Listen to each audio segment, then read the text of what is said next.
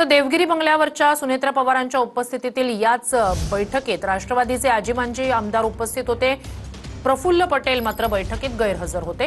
मुंबईत असून सुद्धा प्रफुल्ल पटेल गैरहजर राहिल्यानं चर्चांना उधाण आलं। तर बैठकीत तटकरे आणि भुजबळ यांच्यात जुंपल्याची माहिती सूत्रांनी दिली। तटकरेंचं बैठकीतलं भाषण सुरू होण्यापूर्वीच पार्थ पवार यांनी काढता पाय घेतल्याची ही माहिती सूत्रांनी दिली। त्यामुळे राष्ट्रवादीतला नाराजीचा सूर कायम असल्याच्या चर्चा सुरू आहेत।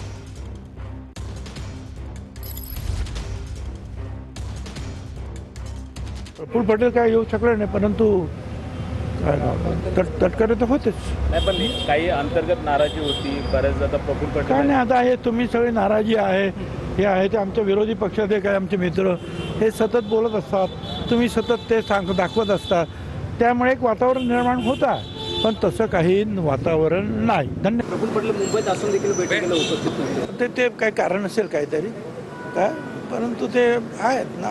तुमच्यामध्ये प्रफुल्ल पटेल मुंबईत असून देखील बैठकीला उपस्थित नव्हते। ते काय कारण असेल काहीतरी काय, परंतु ते आहेत ना।